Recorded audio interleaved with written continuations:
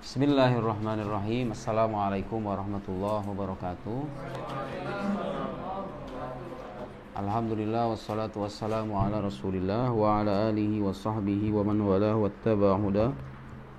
Allahumma akhrijna min dhulumatil wahm wa akrimna binuril fahm waftah alaina bima'rifatil ilm wa sahhil akhlaqana bil hilm waj'alna mimman yastami'una al-qawl fayattabi'una ahsanah. Subhanaka la ilma lana illa ma 'allamtana innaka antal alimul hakim wa la haula wa la quwwata illa billahil aliyyil azim. Allahumma 'allimna ma yanfa'una wa zidna ilma wa ba'd.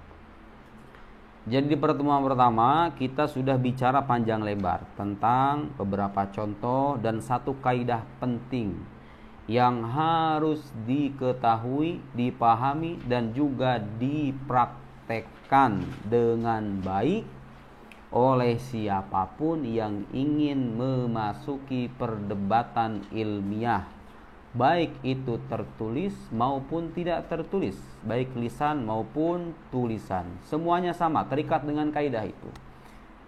Setiap kali ada kutipan atau nukilan, ketentuannya apa? Ketentuannya adalah apa? Ketentuannya, nukilan itu harus bisa dibuktikan kesahihan penisbatannya. Kesahihan penisbatannya. Jadi sah bagi kita untuk bertanya, benarkah fulan berkata demikian seperti yang Anda katakan itu? Itu sah ya. Kalau nukilannya tidak sahih, maka tertolak. Kalau terbukti sahih, ya sudah. Nukilan itu hanya sebatas ditanyakan kesahihannya saja, tidak usah diperdebatkan isinya. Paham nggak? Jadi kalau sekarang saya menukil dari mazhab Mu'tazilah, menurut Mu'tazilah hamba itu menciptakan perbuatannya. Saya menukil. Bagi yang sudah mempelajari ilmu kalam itu nggak perlu bukti, karena itu udah masyhur dalam mutakallimin ya. Tapi kalau andai kata saya berhadapan di hadapan orang yang nggak pernah baca ilmu kalam, itu apa buktinya kalau itu benar Mu'tazilah yang mengatakan begitu? Qala al-Qadhi Abdul Jabbar, qala az-Zamakhsyari, qala Abu Hashim, qala fulan min madhabil i'tizal. Ulama dari mazhab Mu'tazilah mengatakan begini, selesai. Apakah Anda sebagai orang yang tidak setuju dengan pandangan itu berhak untuk membantah ketika berdebat dengan saya sementara saya sedang mengutip? Ini kaidah penting ya, kelihatannya sepele ya. Tapi coba kalau lihat di media sosial itu terjadi, kesalahan itu terjadi. Saya menukil. Ya sudah, saya hanya menukil, mengutip pendapat orang. Tugas Anda itu kalau tidak setuju dengan kutipan itu, bukan mendebat saya. Kalau mau memperdebatkan isi dari penukilan itu, bukan ketika berdebat dengan saya, itu diskusi lain. Paham nggak maksud saya? Terus kewajiban saya apa kalau menukil? Kewajiban saya hanya memastikan bahwa ini tuh benar-benar dikatakan oleh ini. Sumbernya benar-benar dari sini. Nih, data tertulis. Kalau belah bukan tertulis, ini videonya nih. Ini Grand Syekh Al-Azhar mengatakan begini, an-niqab adah wa laisa ibadah. Saya misalnya,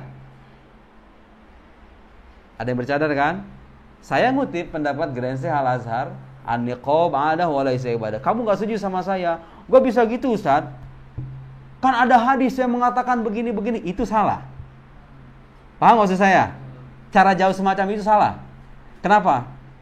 Li'anani lastu fi ma'rad al-munaqasha wal munadharah, fi ma'radin naql faqat. Saya itu mengatakan begini dalam konteks mengutip saja. Kalau kamu tidak setuju dengan pendapat itu, boleh kita diskusi, tapi di tempat lain secara terpisah, bukan ketika kamu berdebat dengan saya dalam persoalan tertentu. Paham gak maksudnya? Penting ini ya.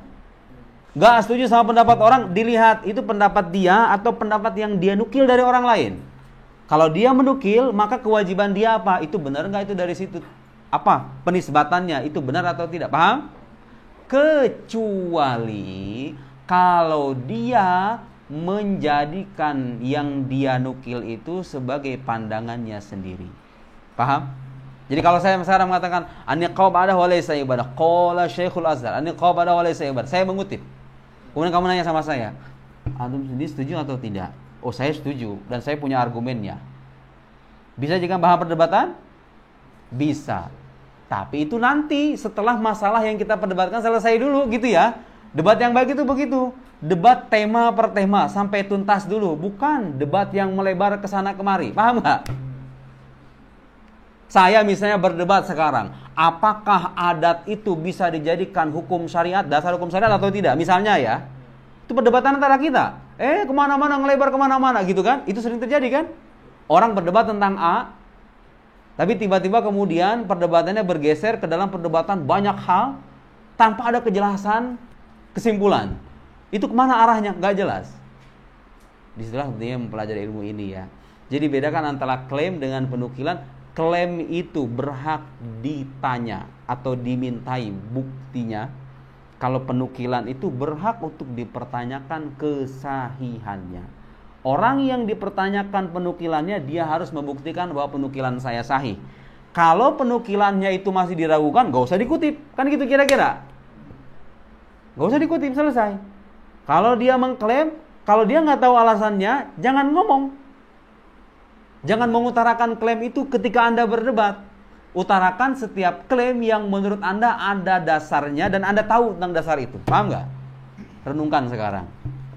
Kalau setiap orang mengindahkan kaidah ini, mematuhi kaidah ini di kampus, di dunia media sosial, di televisi, dimanapun itu, apa yang terjadi coba? Di kamar kita kalau sedang berdebat, berdiskusi, apa yang terjadi? Apa coba yang terjadi kan? Al-istiqrar wal aman gitu, adamud dojij, gak ada kebisingan, nyaman, orang berdebat dengan perdebatan yang berbobot, terarah, jelas kemana kesimpulannya gitu kan. Masing-masing punya argumennya. Dan jangan salah, yang punya argumen pun belum selesai tugasnya. Dia harus membuktikan bahwa argumennya itu benar-benar sesuai dengan kaidah perumusannya. Jadi argumen itu ada bahannya ya. Atau misalnya punya bahan tapi nggak tahu cara meraciknya, gimana yang terjadi? Ya begitu. Beli di supermarket, beli di sana, beli di sini, barangnya mahal-mahal tapi nggak tahu cara meracik.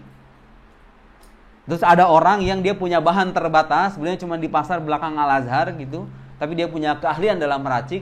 Hasilkan, hidangkan dua masakan itu di hadapan kita. Mana yang akan kita pilih? Yang sederhana tapi diracik dengan cara yang benar, atau yang berlimpah, mewah dan mahal tapi diracik dengan cara acak-acakan itu? Jelas, kita semua sepakat ya? Nah, wawasan kita itu begitu ya. Ini harus kita tahu. Wawasan yang kita dapat itu begitu. Bisa jadi orang punya banyak sekali sumber bacaan. Timur sampai ke barat dia baca semuanya.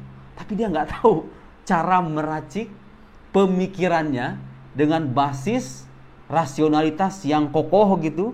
Kalau dia nggak mempelajari ilmu-ilmu semacam ini, cara ngomongnya akan ngelantur. Percayalah. Dan itu terjadi. Cara ngomongnya ngelantur, nggak jelas. Nggak jelas mana premisnya, mana kesimpulannya. Kadang dicampur aduk. Kadang ketika dia berargumen, argumennya nyerocos berpuluh-puluh lembar, tapi kesimpulannya apa? Karena kamu bilang begini, ini hubungannya apa dengan klaim kamu ini? Kan gitu kira-kira. Itu terjadi. Itu terjadi. Wawasan kita itu ibarat bahan. Wawasan banyak, buku tebal-tebal gitu ya. Tapi kalau nggak tahu cara bagaimana meracik argumen yang baik, pada akhirnya apa? Menjadi kurang berguna kan? Tapi punya wawasan sedikit. Nah, saya bacaan cuman Khoridah Bahiyah, Jawharat Tauhid, apalagi Ummul Barohin dan lain-lain. Itu udah lebih dari cukup. Kalau pengen berhadapan dengan orang ateis itu udah lebih dari cukup.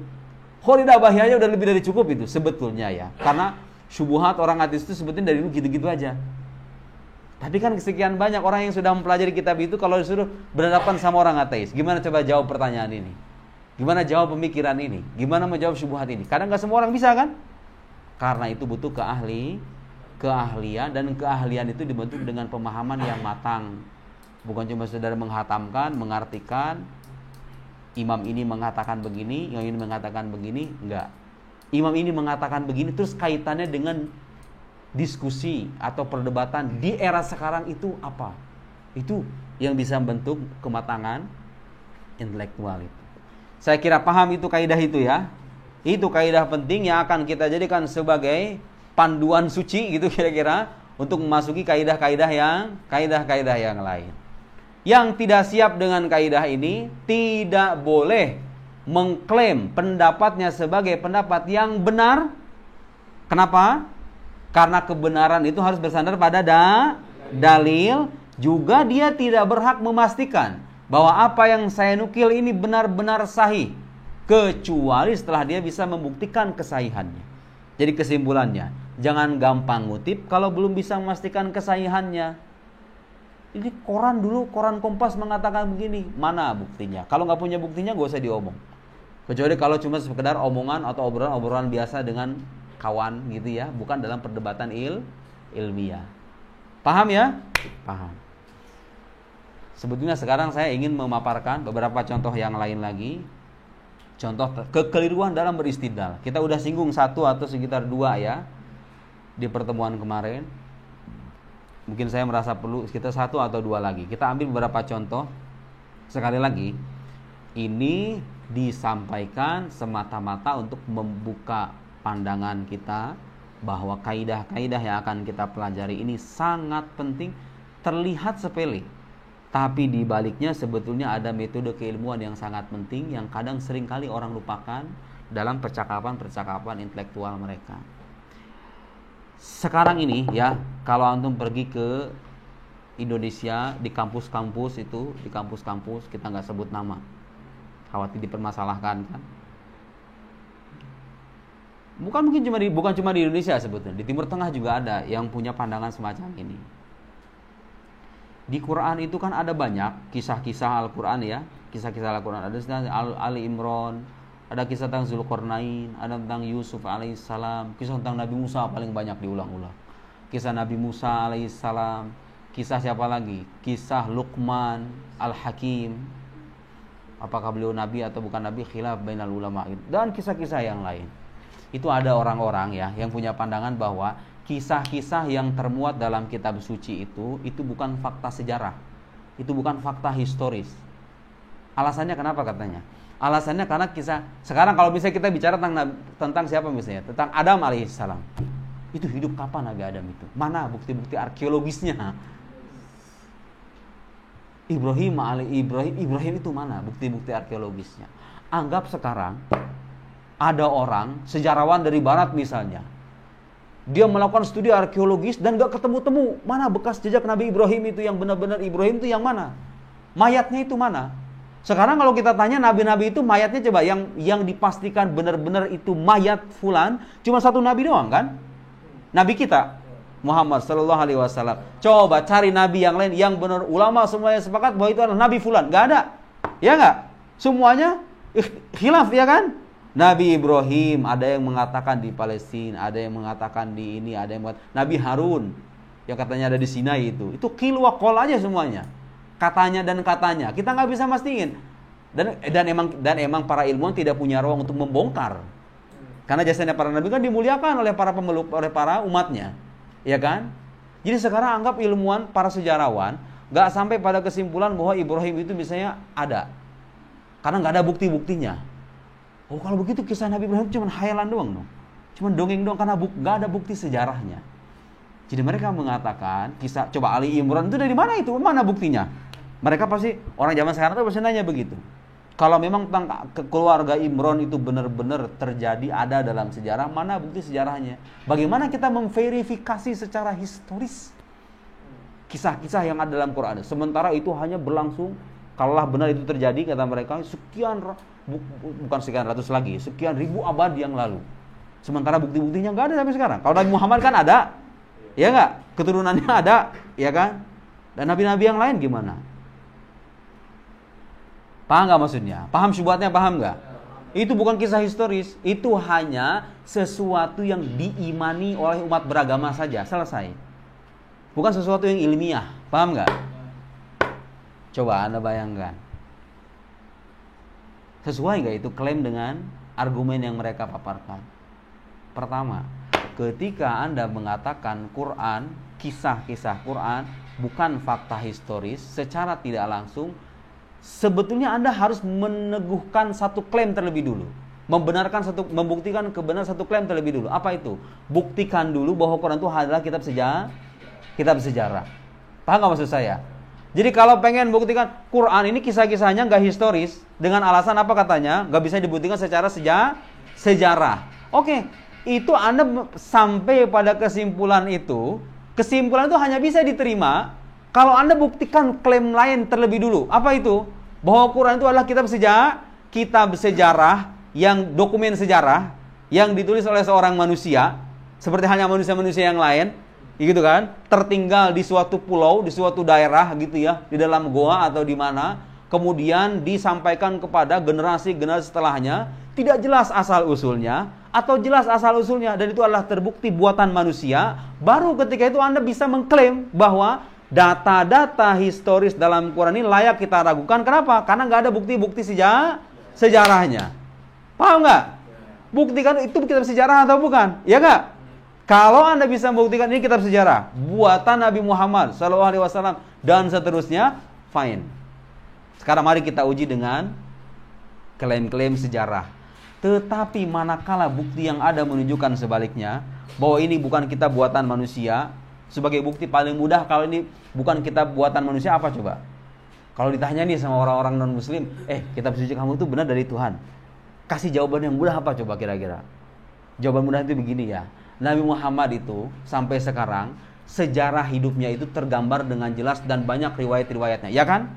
Saya mau nanya sekarang, ada nggak satu riwayat saja yang mengisahkan di kitab-kitab sirah yang berjilid-jilid itu, masya Allah gitu kan?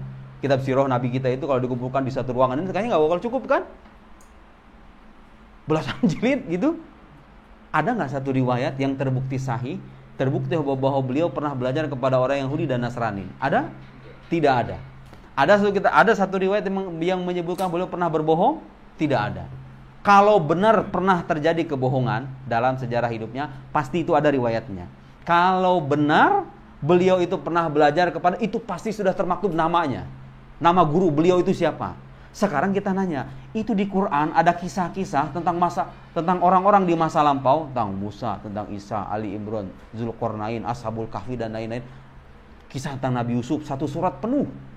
Dari mana itu beliau dapat pengetahuan itu? Kan pilihannya cuman, itu kan fakta-fakta, gak mungkin dia hanya hayalan saja. Hayalan manusia itu gak bakal bisa sampai pada penarasian sejarah yang sedemikian detail gitu kira-kira ya. Dari mulai Nabi Nuh dikatakan hidup 1000 tahun kurang 50 gitu kan. Dari mana itu hayalan? Dan ternyata apa yang termaktub di Quran itu ada kesesuaian dengan kitab terdahulu. Beberapa potongan di antara kisahnya ada kesesuaian dengan kitab terdahulu. Tidak pernah belajar, tapi kok ada kesesuaian dengan kitab suci umat agama lain, bahkan dikoreksi. Ada pengoreksian, ya kan? Terhadap kitab-kitab suci itu dari mana kalau bukan dari Tuhan? Kan gitu kira-kira. Ya kan? Ya kan? Nah, kalau Anda sampai pada kesimpulan bahwa Quran ini bukan kitab biasa, dia adalah firman Tuhan, benar-benar firman Tuhan, bukan hanya diyakini sebagai firman Tuhan, maka tidak sah secara keilmuan Anda menguji kesahihan narasi-narasi historisnya itu dengan klaim-klaim sejarah atau dengan metode keilmuan sejarah. Karena itu bukan kitab sejarah. Bukan kitab sejarah. Berarti nyambung atau enggak itu? Alasan dengan klaimnya nyambung atau tidak? Tidak nyambung. Karena di balik kesimpulan itu ada klaim lain yang belum dia buktikan kesahihannya. Apa itu klaimnya? Klaim bahwa Quran adalah kitab sejarah. Karena kalau sekarang kita tanya, emang Anda buktinya kalau Quran itu firman Tuhan? Oh, baca. Kutub mutakallimin, ya kan? Minal mutawwalat. Baca kitab-kitab para mutakallimun yang tebal-tebal itu. Banyak bukti-buktinya. Kalau ditanya Quran mujizat, dijelaskan apa sisi kemujizatannya dan lain-lain. Poinnya sekali lagi, itu adalah klaim besar yang tidak sesuai dengan argumen atau alasannya, gitu ya. Contoh sekali lagi, ada orang juga yang mengklaim, yang mengatakan ini ya, ini juga cukup.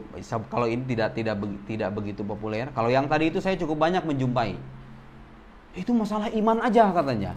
Orang Islam tuh percaya Nabi Adam, kan nggak ada bukti sejarahnya. Cuma itu masalah iman aja. Imannya orang beragama Nabi Adam ada, ya udah ada. Nggak begitu. Kita itu percaya dengan keberadaan Nabi Adam bukan semata-mata ada atau tidak ada bukti arkeologisnya, jasadnya begitu kelihatan begini, bukan. Karena seperti yang kita pelajari kan, bahwa asbabul ilmi salasah, ya kan? Tuh orang kalau belajar ilmu-ilmu dasar, ilmu-ilmu alat semacam itu dari belajar akidah dari dasar ya. Itu yang dicantumkan dalam Syarah Aqaidah Safiyah di bagian awal itu asbabul ilmi salasa. Apa? Aywa al hawas wal aql wal khabar al khabar shadiq.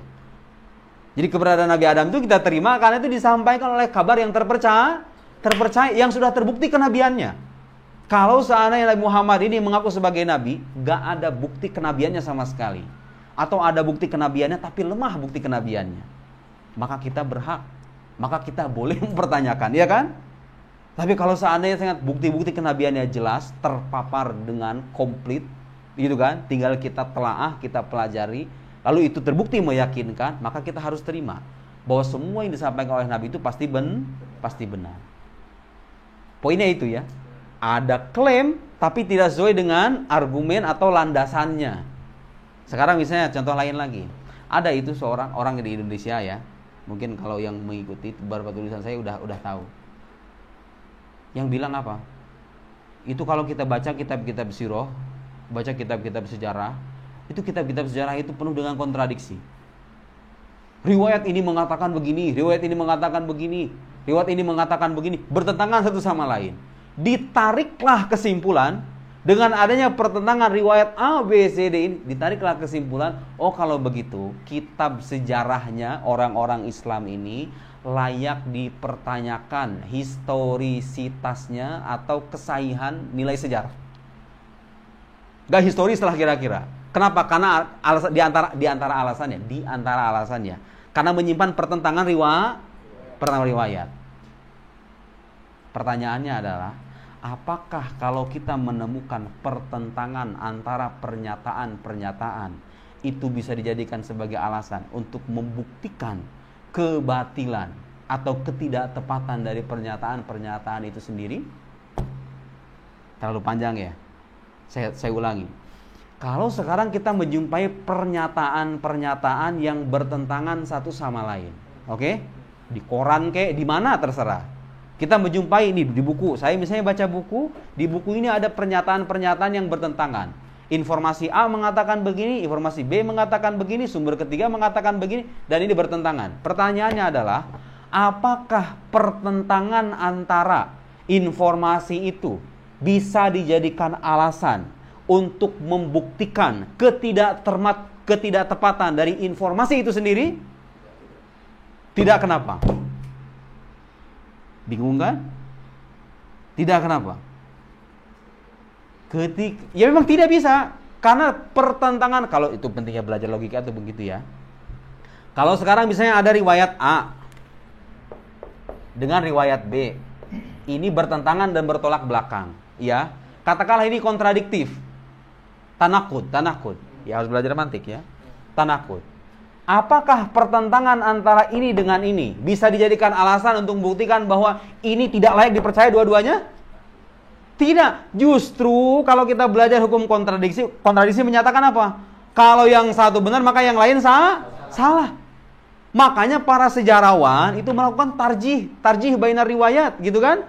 Dianggap yang rajih. Nabi Muhammad itu dikatakan ada sumber mengatakan 8 Rabiul Awal, ada yang mengatakan 12 Rabiul Awal, ada yang mengatakan 10 Rabiul, ada yang mengatakan 15, ada yang mengatakan begini. Itu ada. Dan memang hampir setiap buku sejarah itu memuat narasi-narasi yang kadang bertentangan ya.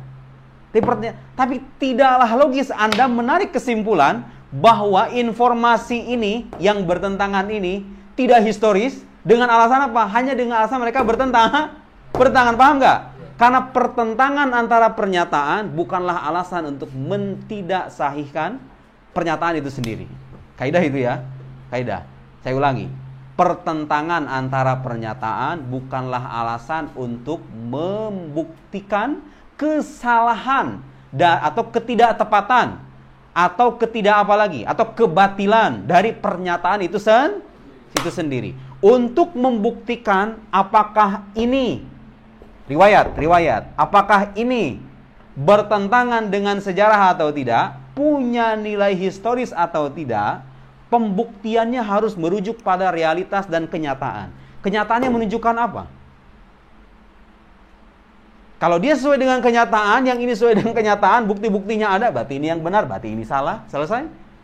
Kalau tidak bisa dipastikan, minimal apa? Minimal dalam tataran sangkaan gitu ya. Karena sebagian besar informasi sejarah itu kan kalau bukan mutawatir maka dia itu sifatnya dzanni, ya kan? Sejarah kan begitu karakternya. Gak bisa Anda memastikan betul begini. Berapa jumlah korban perang Siffin antara Ali dengan Muawiyah?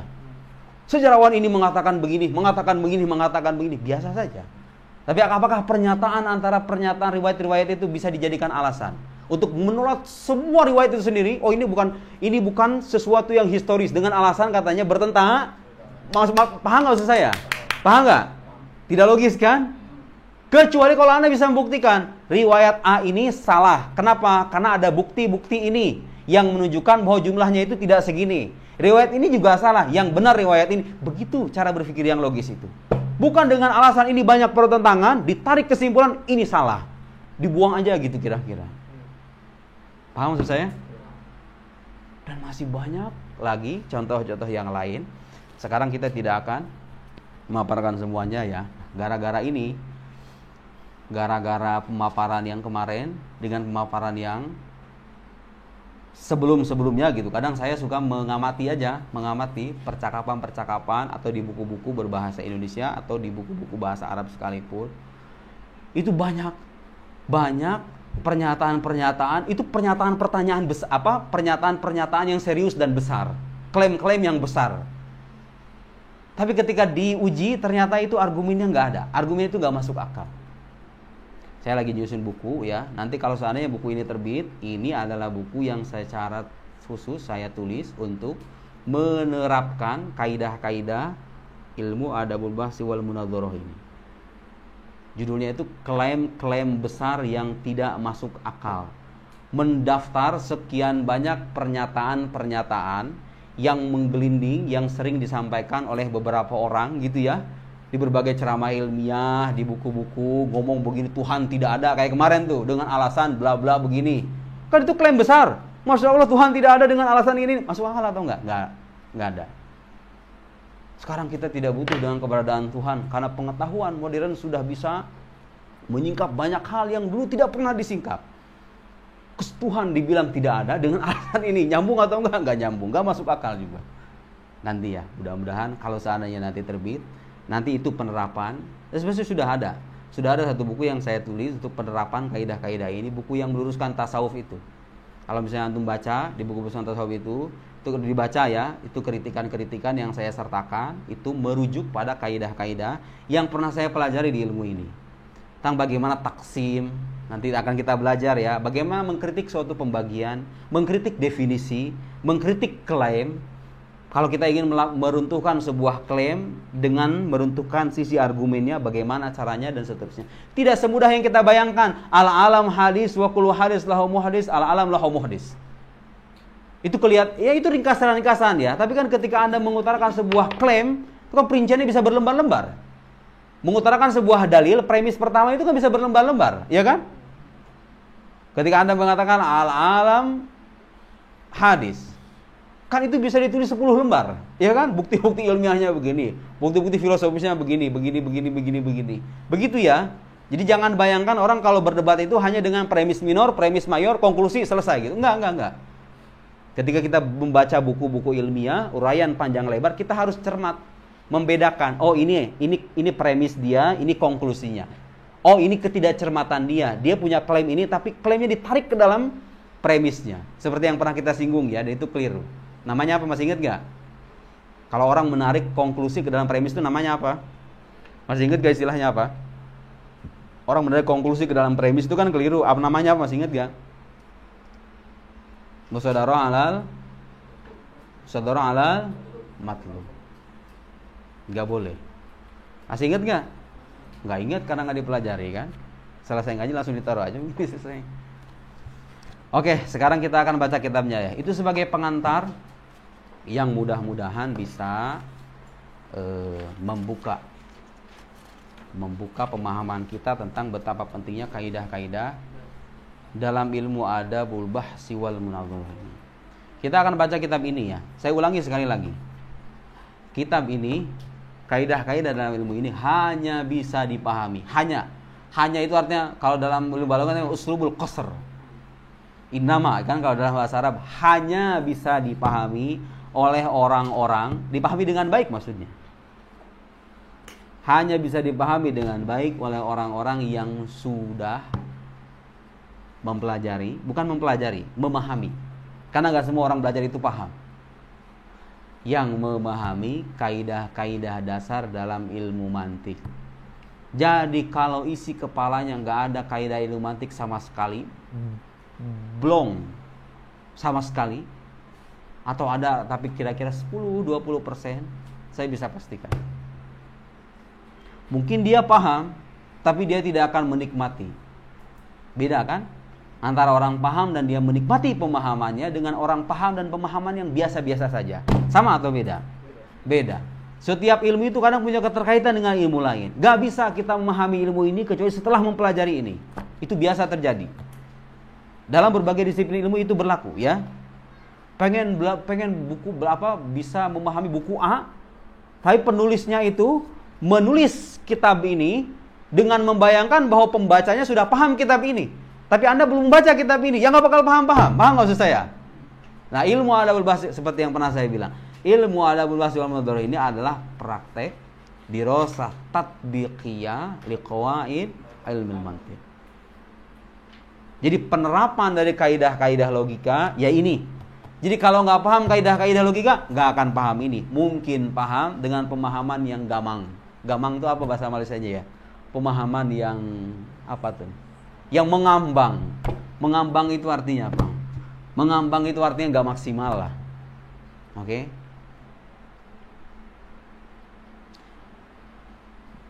Saya udah nulis buku yang mantik, tinggal dibaca. Coba di sini yang punya buku ilmu mantik siapa? Ini buku ilmu mantik yang saya tulis. Yang punya siapa? Antum 1, 2. Saya nggak wajibin. 1, 2, 3, 4, 5. Ini pada yang punya. Hah? Kalau pengen beli ada di Darussoleh ya, yang Malaysia. Darussoleh tahu? Darussoleh tahu. Kalau misalnya nggak mau baca bahasa Indonesia, cari majelis di Al-Azhar, di Madiafa atau di mana majelis ilmu mantik. Pelajari itu dulu. Kalau saya nanti menjelaskan suatu istilah, menjelaskan suatu kaidah, sementara kaidahnya didasarkan dari ilmu mantik, saya nggak akan menjelaskan secara panjang lebar karena itu akan makan waktu.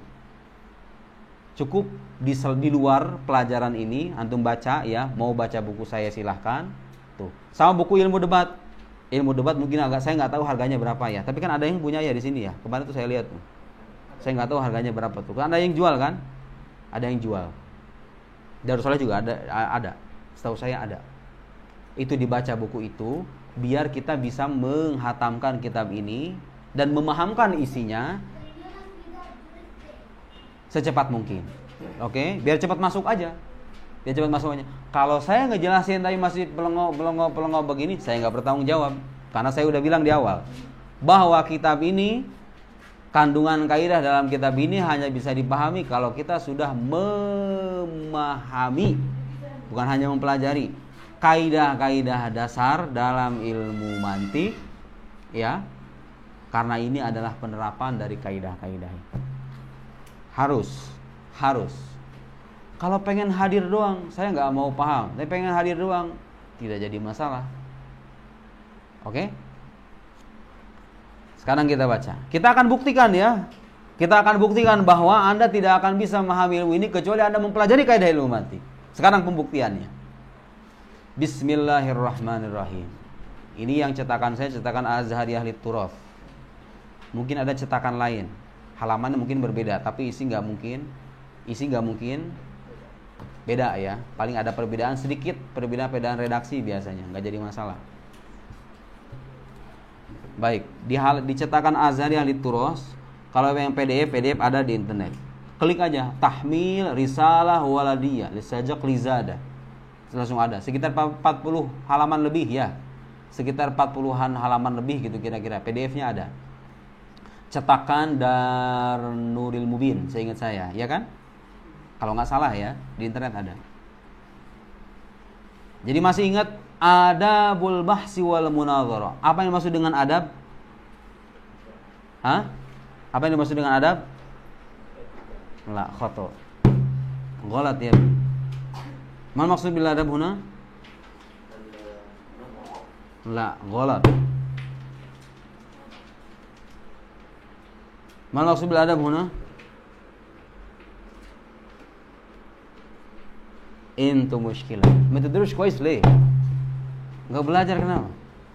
Apa yang maksud adab? Mal maksud adab huna? Hah? Al-adab, adabul bahsi wal munadharah. Unwan hadzal ilm, adabul bahsi wal munadharah. Judulnya itu. Masa enggak paham? Gimana kita mau belajar kaidahnya kalau enggak paham judulnya? Adab itu maksudnya apa? Ana syarahtu fi liqa'il faid. Hah? Ahsan. Al-adab, al-maqsud bil adab fi hadha as-sadad huwa al-qawanin. Al-qawanin wal qawaidil kulliyah. Al-qawaid awil qawanin al-kulliyah. Coba digeser itu kameranya. Jangan sampai ada yang keliru lagi ya. Saya jelasin nanti harus bisa jawab. Yang bisa jawab berdiri. Adab al-bahs wal munadharah. Jangan dikira ini penjelasan gak penting ya. Nih, akan kita buktikan bahwa ketika Anda menjawab, ketika memahami judul ilmunya ini udah salah, maka pemahamannya juga pasti salah. Kemungkinan besar salah. Tasawur atau gambaran kita tentang ilmu itu kadang bergantung pada pemahaman kita tentang hal-hal mendasar dari ilmu itu. Nah, kayak tadi misalnya jawab, adab ini etika. Oke? Saya dulu waktu di S2 itu terus terang aja. Waktu di S2 ya, bukan waktu S1. Waktu di S2 itu ada pelajaran adabul bahsi wal munadharah. Itu kadang saya nggak masuk. Dengan alasan apa? Karena saya punya bayangan. Ilmu ini kayaknya cuma membahas kalau bicara di hadapan orang itu jangan bicara dengan suara yang tinggi. Kalau bisa bicara itu bicara yang sopan.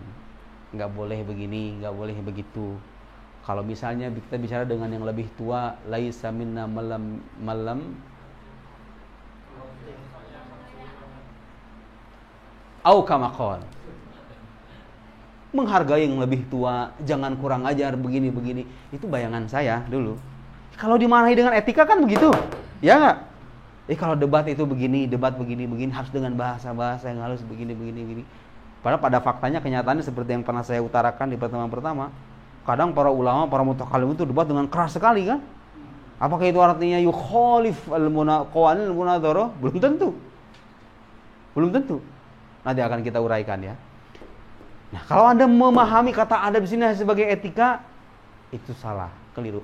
Memang di dalam ilmu ini ada sedikit panduan tentang etika berdebat. Etika dalam arti tuntunan moral ya.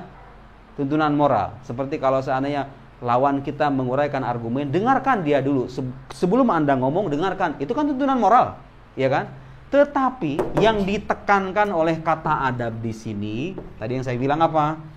Al-qawanin al-kulliyah. Qawanin bisa dengan kata qawaid. Jadi ilmu ini berisikan bukan cuma tentang tuntunan etika, tapi apa? Kaidah-kaidah atau aturan-aturan universal. Universal artinya apa? Tuh, universal aja udah istilah ilmu logika. Universal maksudnya apa? Aywa, kulli. Kulli mana kulli? Aywa. Ma yasduq ala fardi ala afrad kathirin. Ma la yamna nafsu tasawwurihi wa syarikati fihi. Aywa. Kaidah-kaidah universal yang kalau seandainya dipatuhi kaidah-kaidah ini, maka pematuhan terhadap kaidah-kaidah ini bisa menghindarkan kita dari percakapan intelektual yang salah, yang keliru, yang tidak jelas. Debat kusir yang tidak berbobot, tidak jelas arahnya. Oke? Nah, kemudian yang tidak kalah penting, apa artinya bahas? Bahas apa artinya? Bahas saya bahas. Ada sahal. Apa artinya mencari pencarian? Pencarian maksudnya apa? Meneliti. Sekarang ada orang punya pendapat A, ada orang punya pendapat B, punya pendapat C dan lain-lain. Kita meneliti dan mencari mana yang benar di antara pendapat itu dan mana yang salah. Itu maksudnya bahas ya. Mencari. Jadi aturan dalam pencarian, penelitian. Mungkin kalau disebut metode penelitian ini apa namanya? Kan kalau mendengar istilah metode penelitian di kampus-kampus itu kan bukan ini sebetulnya. Tapi kan metode penelitian ada kualitatif, kuantitatif dan lain-lain gitu ya. Supaya tidak tercampur dengan itu, kita sebut aja ini kaidah-kaidah tentang apa? Tentang pencarian. Itu kalau dikatakan secara harfiah. Pencarian yang saya maksud paham nggak maksudnya? Ketika kita menjumpai di kitab fikih, di kitab ilmu kalam, di kitab fulan, kitab ini, kita menjumpai sekian ragam pendapat, kita mencari, meneliti, menelaah mana yang benar di antara pendapat, mana yang salah, mana yang sesuai dengan kaidah, mana yang tidak, mana perdebatan yang tepat, mana perdebatan yang cacat. Paham nggak maksudnya? Bahas di sini maksudnya paham nggak? Munadharah maksudnya apa munadharah? Munadharah itu artinya kalau di terjemahan populernya berdebat. Terambil dari kata apa? Ayo, bisa dari kata nadhar. An-nadhar, mana nadhar? Berpikir. Jadi istilah munadharah ini sendiri bayangkan coba ya. Ulama itu membuat istilah itu enggak sembarangan. Di balik istilah ini sendiri sebetulnya menyimpan pesan bahwa kita itu kalau mau berdebat harus dengan pikiran, harus dengan otak yang benar, bukan dengan asal selesai. Harus dengan nazar, harus dengan berpikir yang matang. Kalau Anda ingin berdebat, gitu kira-kira ya, disebutlah munadhar. Jadi kalau orang berdebat bukan dengan nazar, itu namanya apa? Itu namanya bukan debat yang ilmiah. Tapi apa itu namanya? Itu hanyalah pertengkaran mulut yang tidak jelas dan tidak berfaedah. Dan para ulama tidak mencontohkan itu. Bisa dari kata nazar. Jadi penamaan munadharah itu sendiri secara implisit menyimpan pesan bahwa kalau kita ingin membangun perdebatan yang ilmiah harus bersandar pada pemikiran. Bukan sekedar pemikiran yang tertata dan sistematis sesuai dengan kaidah-kaidah ilmu logi. Karena kaidah-kaidah ilmu logikalah yang mengatur kita dalam berpikir. Bisa dari kata nadhir. Mana nadhir? Nadhiru syai'. Nadhir itu artinya yang sepadan. Padanan kata. Nadhir itu kan artinya padanan. Padanan itu apa artinya? Yang sepadan. Sepadan itu bahasa Malaysianya apa? Bahasa Melayunya itu setara, seimbang. Ini juga sama.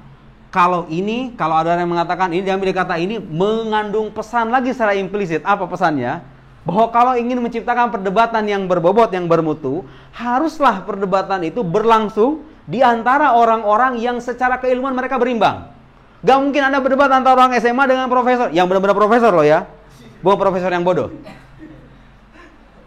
Ya iya kan? Bagaimana Anda bisa mau berdebat dengan Grense Al-Azhar misalnya? Harus ada keseimbangan. Debat yang bermutu itu haruslah di antara orang-orang yang apa tolak ukur orang berimbang atau enggak itu? Satu, dia mengetahui persoalan dengan baik. Jangan melihat usia, jangan melihat asal muasal negara, jangan melihat gelar. Enggak, para ulama mensyaratkan. Nanti ada syarat. Saya udah jelaskan itu. Nanti saya nggak akan menjelaskan mabadi asyroh yang biasa diutarakan sebelum mempelajari ilmu itu ya. Karena saya udah jelaskan di buku. Silahkan dibaca. Siapa peletak dasar ilmu ini? Udah ada penjelasannya. Kenapa dinamai begini? Ini saya jelaskan sebagai pengantar aja. Karena ini penting. Oke. Selebihnya yang sampai kenapa dinamai nama ini, al-ism, al-istimda dan lain-lain, silahkan dibaca ya. Udah saya jelaskan di buku ilmu debat itu, silahkan. Kita kembali ke sini. Jadi orang yang berdebat, kalau perdebatannya ingin menjadi perdebatan yang bermutu, yang berbobot, yang berakhir pada kesimpulan yang jelas, itu harus seimbang secara keilmuan. Bukan secara identitas sosial, bukan secara gelar dan lain-lain. Oke? Apa tolak ukur orang beriman atau enggak? Dia mengetahui persoalan dengan baik. Kalau ingin berdebat tentang masalah politik, terserah orang jabatannya apa, usianya berapa, dari manapun itu, sekolahnya di mana nggak jadi masalah. Yang penting Anda paham nggak tentang persoalan yang akan kita perdebatkan ini? Paham nggak maksud saya? Dan sekarang lihat aja. Kenapa kalau sekarang kita saksikan perdebatan yang tidak bermutu, kita lihat aja itu orang paham atau kagak. Mereka berdebat, kadang orang berdebat tentang sesuatu yang tidak mereka pahami. Ya kan? Harus paham. Yang kedua, tolak ukurnya apa? Orang itu berimbang atau tidak? Tahu kaidah-kaidahnya. Selesai. Orang kalau tahu persoalan dengan baik, tahu kaidah-kaidah berdebat yang baik, maka dia itu berimbang. Terhitung berimbang. Betapapun yang satu usianya cuma 15 tahun, yang satu 35 tahun. Oke? Jadi keberimbangan yang kita maksud bukan keberimbangan dari sesuatu yang bersifat artifisial. Bukan keberimbangan yang sifatnya sampingan, tapi keberimbangan secara keilmuan. Jadi bisa dari kata nadhir, bisa dari kata intidhar. Tuh, ini terambil dari kata-kata yang sama ya, intidhar. Apa artinya intidhar? Menunggu. Itu juga memberikan isyarat bahwa dalam berdebat, kalau nyerocos itu jangan sama-sama nyerocos. Ini ngomong begini. Tunggu dulu orang ngomong. Dengerin dulu orang ngomong itu gimana argumennya, baru Anda bantah. Teratur atau tidak kalau kita berdebat dengan cara begini? Sangat teratur kan? Dipatuhi kaidah-kaidahnya ketika mengkritik. Jangan persoalkan, kadang itu yang jadi persoalannya. Jangan persoalkan hal-hal yang sifatnya sampingan. Perdebatkan konten atau substansi dari gagasan itu sendiri. Kritikannya tepat atau tidak. Gagasannya bermasalah, masalahnya di mana. Pembuktian ini kira-kira sah atau tidak, dan seterusnya. Oke? Ini sebagai pengantar untuk memahami istilah. Jadi dengan ilmu ini, kita nggak akan diajari tentang bagaimana tuntunan etika berdebat harus dengan kepala yang memang ada. Kalau berdebat itu harus dengan niatan yang benar, motivasi yang itu benar-benar ada.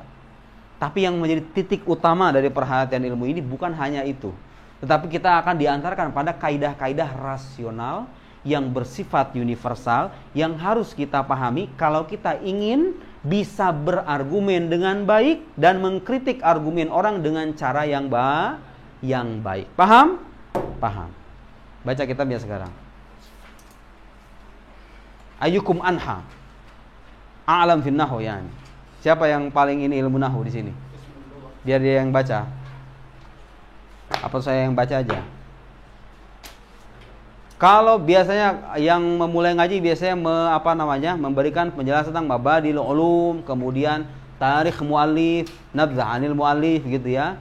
Cukup kalau pengen tahu sejarah Sajak Rizada, kapan wafat, bagaimana sanaul ulama alaih, pujian para ulama terhadap beliau dan seterusnya, karya-karyanya Anda lihat di internet, selesai sudah, ya kan?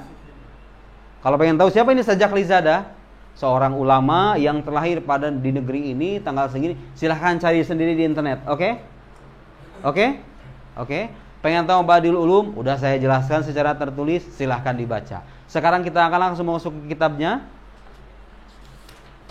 Halaman 3 ya, di sini halaman 3. Bismillahi wa bihamdihi wassalatu wassalamu ala rusulihi. Pembuka ya. Dengan nama Allah dan dengan nama Allah dan pujian terhadapnya, salawat dan salam semoga tercurah kepada para utusannya. Yaqulul ba'isul faqir. Al-ba'isul faqir itu ungkapan ketawaduan seorang ulama ya. Padahal beliau siapa? Beliau itu alim allama. Al-ba'isul faqir. Muhammad al-mad'u bis Sajak Rizada. Namanya Muhammad. Panggilannya apa? Sajak Zada. Nama populernya ya. Nama populernya Sajak Zada. Akramahullahu subhanahu bil falah was sa'adah. Semoga Allah memuliakannya dengan kemenangan dan kebahagiaan, keberuntungan dan kebahagiaan. Hadhihi risalatun fi fannil munadharah. Ini adalah risalah. Kata risalah itu biasanya dinisbatkan kepada kitab yang uraiannya itu singkat, padat, pendek, enggak bertele-tele. Itu biasanya risalah. Tentu ya kalau kita di kampus risalah ilmiah kan tebal 600 halaman gitu kan, risalah itu juga sama risalah. Enggak, dalam kitab-kitab para ulama mutaqaddimun itu biasanya kalau menyebut risalah itu biasanya kitab-kitab yang dia memuat, tentu enggak semua ya, tapi kebanyakan. Saya bicara kebanyakan. Fil amil aglab. Kadang risalah itu dinisbatkan kepada kitab-kitab yang memang kitab-kitab yang dengan uraian yang padat, yang singkat, kitab-kitab pendek lah. Kitab-kitab pendek, kitab-kitab kecil, bukan kitab-kitab yang berjilid-jilid begitu. Oke? Ini juga sama. Ini risalah fi fannil munadharah, dalam fan munadharah, dalam ilmu munadharah. Tadi sudah saya jelaskan ya, ilmu debat. Amiltu halaka ya waladu. Aku membuatnya, kata beliau, kata Sajak Zada, untukmu wahai seorang putra. Jadi ini beliau menulis ini mungkin untuk anaknya, entah itu mungkin untuk muridnya ya. Kewalad itu kan untuk anak laki-laki kan. Tapi jangan bayangkan kalau ini enggak sensitif gender ya. Laki-laki perempuan enggak disebut bisa. Enggak.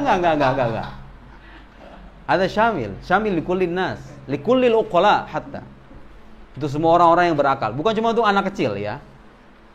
Mungkin disebut anak supaya kita bisa merasakan dan menyadari bahwa kitab yang tipis ini ditulis untuk para pemula. Jadi penyebutan anak itu bukan anak yang dalam arti apa? Anak-anak SMP atau enggak. Mungkin ini ditulis untuk seorang putra, entah itu muridnya, entah itu anak beliau sendiri gitu ya. Saya enggak mempelajari lebih jauh untuk siapa kitab ini ditulis, tapi yang jelas dari penyebutan ya waladu saja kita tahu bahwa ini bukan kitab untuk para akademisi dengan level tinggi ya. Level tinggi yang sudah mempelajari maksudnya. Tapi sekarang ada orang yang akademisi level tinggi tapi kadang nggak mempelajari ilmu semacam ini. Berlaku juga untuk dirinya. Dia masih walad dalam bidang ilmu ini. Gitu kira-kira ya. Masih pemula. Jadi ini kitab untuk pemula. Wali amsalika, dan orang-orang yang sepantaran gitu ya, amsal itu. Al-mubtadiin, dari para pemula. Barakallahu fiha laka waliman aradaha. Semoga Allah memberkahimu dan orang-orang yang ingin menginginkannya selainmu. Wa hadzal fannun la syakka fi istihbabi tahsili. Jadi disiplin keilmuan ini, ilmu debat ini adalah ilmu yang tidak diragukan lagi. Dalam hal apa? Dalam penganjuran untuk mempelajarinya. Bahkan kalau kata Syekh Salim Abu Asi itu hadza min ahammil ulum fi hadzal asr li'annahu mafqud. Kenapa mafqud? Coba lihat aja buktinya. Lihat di televisi, lihat di YouTube, lihat di media sosial bagaimana cara orang beradu pendapat dalam masalah apa saja ya? Masalah politik, masalah keagamaan, masalah ini. Dalam setiap disiplin ilmu, semuanya membutuhkan kaidah ilmu ini untuk menguji apa? Untuk menguji apakah pendapat ini kuat atau tidak, ini lemah atau tidak, ini rasional atau tidak, dan seterusnya. Gitu ya. Ini ilmu yang harus kita pelajari, yang kita perhatikan supaya menata cara berpikir kita dalam hal mengutarakan pendapat atau mengkritik pendapat orang lain. Oke? Ini ilmu penting. Jadi nggak ada keraguan bahwa ilmu ini dianjurkan untuk dipelajari. Wa inna masyakku fi wujubihi kifayatan. Tapi keraguan itu ada dalam soal apa? Kewajibannya. Apakah ini wajib secara fardu kifayah atau tidak? Gitu kira-kira ya. Jadi ulama hanya berselisih apakah ini fardu kifayah atau bukan. Apakah ini fardu kifayah atau bukan? Tapi tidak ada keraguan dan tidak ada perselisihan di antara kita bahwa ilmu yang mempelajari tentang bagaimana caranya kita berpikir dengan benar, mengutarakan pikiran dengan benar, membantah pikiran dengan benar adalah ilmu yang penting dan dianjurkan untuk dipelajari. Oke? Sudah kita paparkan di pertemuan pertama dan sedikit tadi ya, bahwa betapa kita sering menjumpai pernyataan-pernyataan yang kadang tidak terbuktikan dengan argumen-argumen yang rasional dan meyakinkan. Gara-gara orang tidak tahu bagaimana caranya membangun argumen yang baik. Kadang mengkritik juga begitu. Orang bilang begini, yang mengkritik jadi kayak orang saling tembak menembak gitu ya. Lawannya ada di depan saung gitu kan. Saung tuh bahasa Malaysianya apa? Depan gubuk gitu kira-kira, tapi pistolnya tertembakkan ke arah mana gitu kira-kira. Pada akhirnya apa? Pada akhirnya menjadi sia-sia. Jadi orang bicara panjang lebar, membantah, dan dia merasa bahwa dia sudah mengalahkan lawannya. Itu yang kadang repot, ya kan?